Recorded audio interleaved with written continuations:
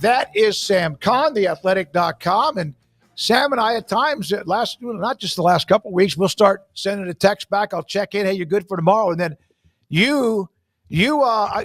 Kirk Bowles gave you some homework, didn't he?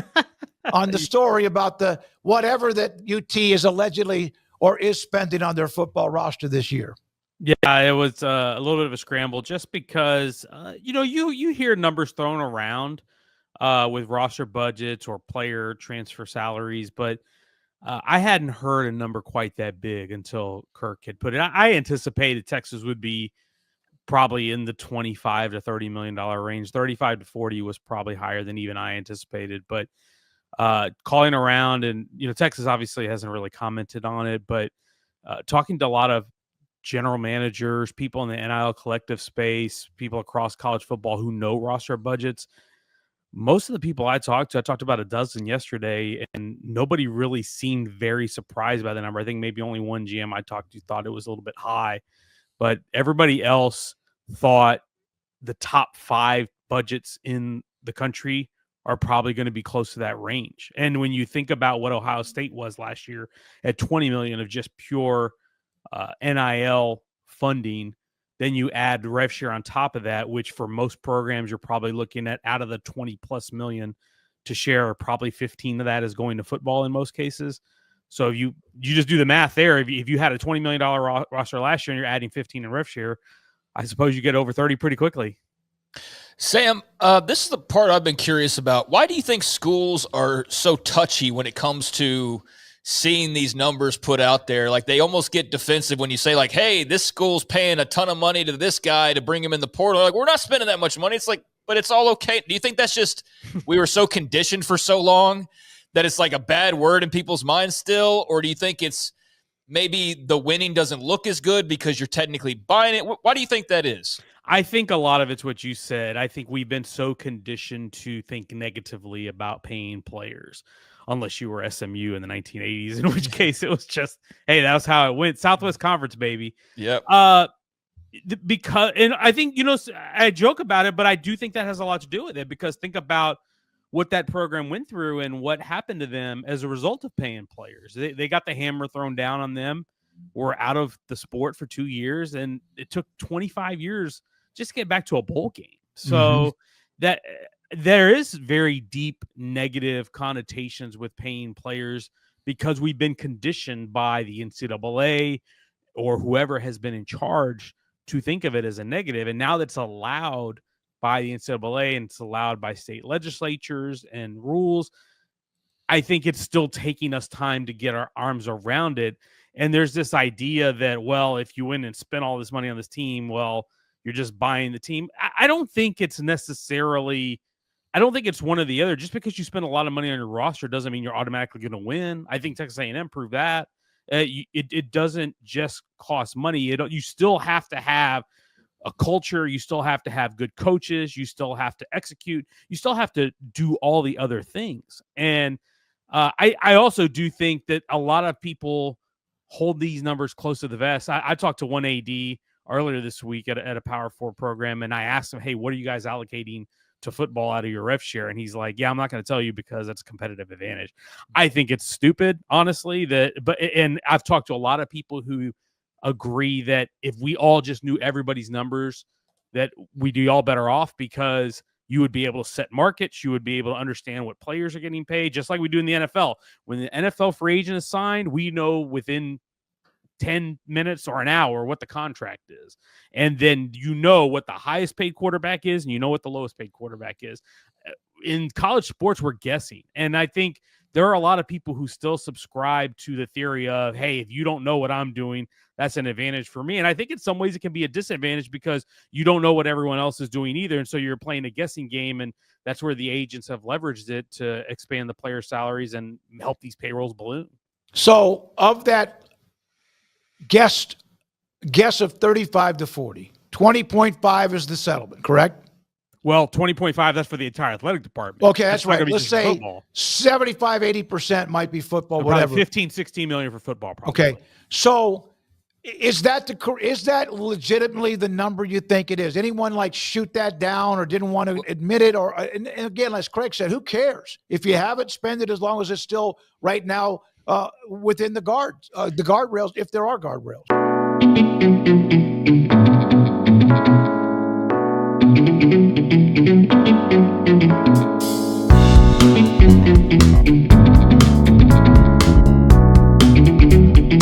Yeah, nobody that I talked to thought it was outlandish. I think like I said, out of the dozen of guys that I talked to, and I'm including NIL collective heads, I'm including general managers, personnel directors, people who are in charge of NIL budgets who know a lot. The reaction I got was, with Texas, I could probably believe it. And there's only a few schools that would you be able to afford to be in that category. Oregon, Ohio State, maybe Texas Tech at this point, the way they've splashed around money in the offseason. There's probably only 5 to 7 schools who can probably spend at that level, but Texas is one of them. And they had the largest athletic revenue last year amongst all the schools in the country. And I talked to Blake Lawrence, who is the CEO of Open Doors, who they work with a lot of collectives and transacting NIL deals. I talked to him back in January, and he told me Texas's collective, the Texas One Fund, no matter what metric you measure, whether it's total revenue distributed, total NIL deals they have, whatever you want to measure, Texas is in the top 3 of every category, every metric you can measure a collective by. And in a lot of cases, they're number 1. So they have leveraged their alumni base. They've leveraged their donors, and they've had a really organized, really well-funded system in their collective. So is it far-fetched to think that they have 20 to 25 million they can disperse from the Texas One Fund? I don't think that's far-fetched at all. Yeah, I mean, that's the thing, is when you include that built-in figure there from the rev share, like that's kind of probably what makes people's eyes pop, but you account for that and you go, okay, no, that's definitely reasonable. And that's why all the coaches were like, yeah, we're not really surprised. And as you point out, when you recruit really well and you do it through the high school ranks and you get 5 stars galore, and then you go into the portal and you basically get the equivalent of more 5 stars, and they're all talking to each other and their agents are talking, as you point out, like just keeping the guys they have is as much, you had all these guys, Colin Simmons, I can only imagine how many phone calls he got last year. I mean, and go up and down their roster, Trey Wisner. I mean, it's totally believable that everybody's numbers went up, and then rev share, and 35-40 million, I could totally buy that. Yeah, and Kirk Bowles, in his column that he wrote in the Chronicle, where he had asked, I think, a source of how many millionaires do you think are on that roster right now, and the source didn't want to say. But let's look at the returning players that they had to retain that are legitimate stars or really good players of their position. Colin Simmons, Trey Moore, Anthony Hill, Michael Taft, DJ Campbell, DeAndre Moore, Ryan Wingo. I'm not even mentioning Arch Manning, because apparently Arch Manning, I guess, is not taking money from the collective, and they're doing their own thing. But you're probably talking 10 to 15 guys who probably are commanding 7-figure salaries at this point. If you consider that what somebody would pay for Colin Simmons in the portal, Colin Simmons probably couldn't make at least $1.5 million to $2 million in the portal, I would think, if he were to get out in the open market. Anthony Hill probably making 7 figures if he gets on the portal. So retention is a lot of this. Like that's the interesting thing, is like Texas Tech has spent so much money in the portal to go get guys. Texas is probably spending most of their money retaining guys, because they are not heavy players in the portal in terms of volume. They are players that when they get involved for a guy, they have a really good chance because of their resources, but they're not signing 25 transfers. They've probably got, I think, maybe 10 in this class. They've signed 5 or 6 in the spring window. They signed about 5 or 6 in the winter window. So they are very much supplementing what they have. But the guys that they got, Jack Endry's a tight end from Cal who was a starter who's caught 91 balls the last 2 years. Emmett Mosley, the receiver from Stanford, who was a freshman All-American caliber guy at Stanford last year who caught 50 balls. Like, those are guys who are going to cost, because in the portal, especially in the spring portal, you're going to overpay. So when you start taking all those numbers into account, it's not really that hard to figure out that it's going to add up and you get there. And here's the other thing that someone brought up to me, a GM at a competing school, is that Texas has been to the college football playoff semifinals 2 years in a row. They're locked in to try to go for another title run. They're going to be a top 3 team in the preseason poll. They are not going to allow a title run to dissipate for money. Their donors are not going to say, well, we're going to let DJ Campbell walk, or we're going to let DeAndre Moore walk over some dollars, because they want to win a national championship. And so whatever it's going to take to retain guys, they've ponied up. I like the quote in there, Del Conte, when he was, it was from, I guess 4 years ago or 3 or 4 years ago, and they were passing around the basket, and he said the part about, I don't need stuff that jingles, I need stuff that folds. I thought that was a great line, and he got it. He definitely got it, but that was a funny line. Yeah, he's CDC. Anybody who spent time around him, he's a character, and he's got a way with words. But I mean, he's right, and he talked about they have more than 500,000 living alumni. That's a really large base to draw from. And when you think about their brand power and then the passion of the fans that they have, how much they fill that stadium, and not even just in football. You think about across all sports. Like we talk about Texas One Fund and their collective. It's not just football they're funding. Like they're spending money across all their sports, and that's where we talked about the rev share figure. How much of that goes to football? I'm still very curious about that because they've got other, like Sean Miller, who they just hired for basketball. He's not taking pennies from the collective. Like he needs money for his roster too. So these programs that have really good sports across the board, it's fascinating to me how they're going to div up rev share, because there are some schools that if you're just a football school, okay, then you understand most is going to football. But for schools that are robust across the board in sport success, multi-sport success, it's interesting to me how they're going to divvy up that rev share. So let's say we get the settlement, and at some point we will if people finally just stop being so stubborn.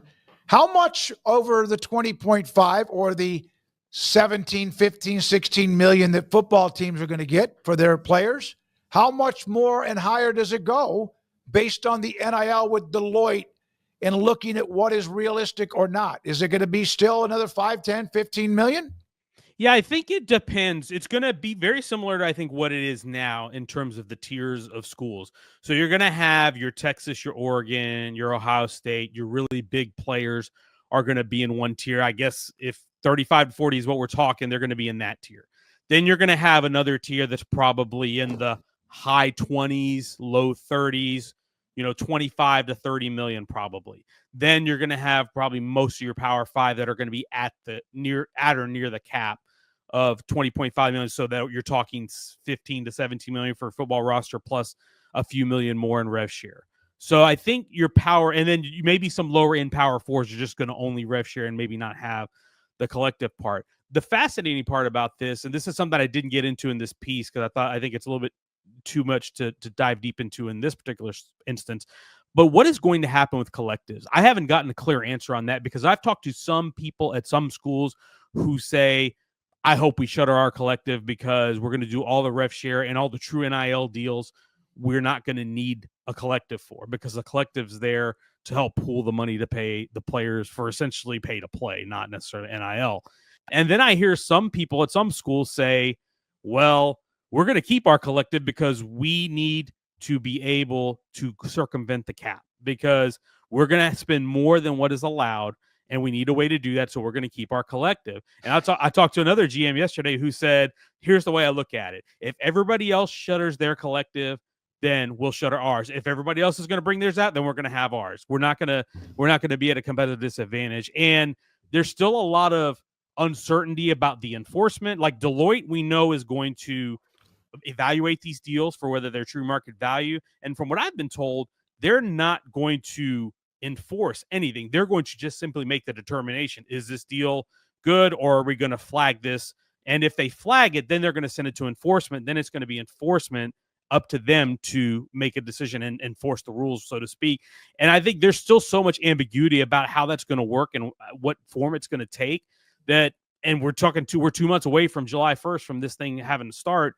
So I'd be lying if I said I was confident that this is going to be a clean, efficient process. I think it's going to be really messy as we integrate it.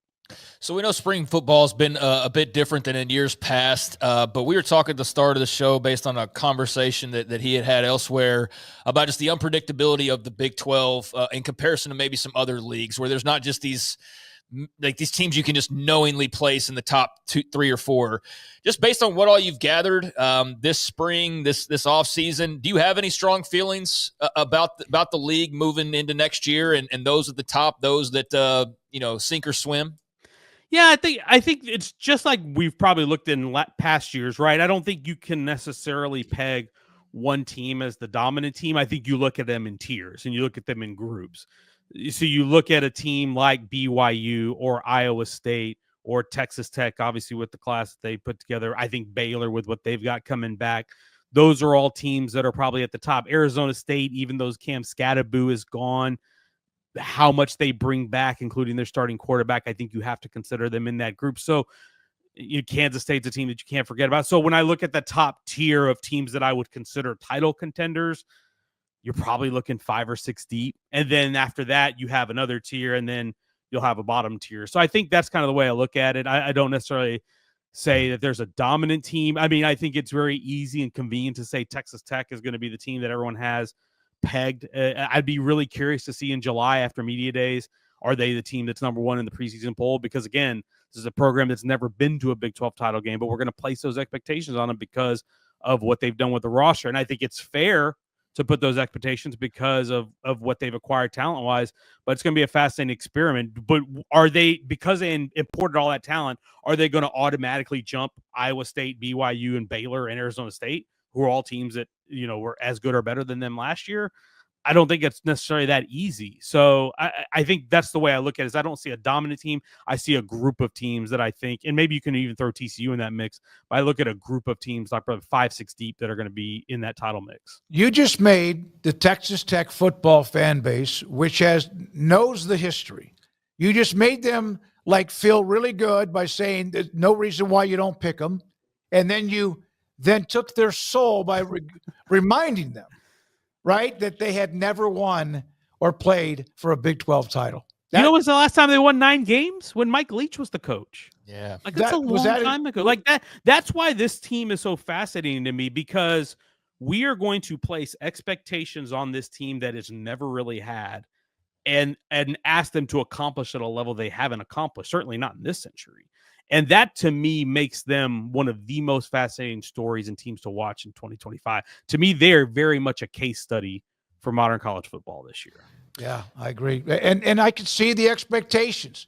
And believe me, their fans would trade all the other stuff they've done and everything else if they could win a Big 12 title. Not national championships in some of the sports, but they traded so thirsty. Anything other than a men's basketball national championship. Yeah, I think something like that. All that other stuff, because they've won that. He's a bunch of them, track and field, in other sports. And I know I'm going to miss a few, but they would trade it all to have a chance to be in a championship playoff, and especially if they could win the Big 12 title. It's because that's where all the money is. That's why all the revenue's there. That's where all the attention is.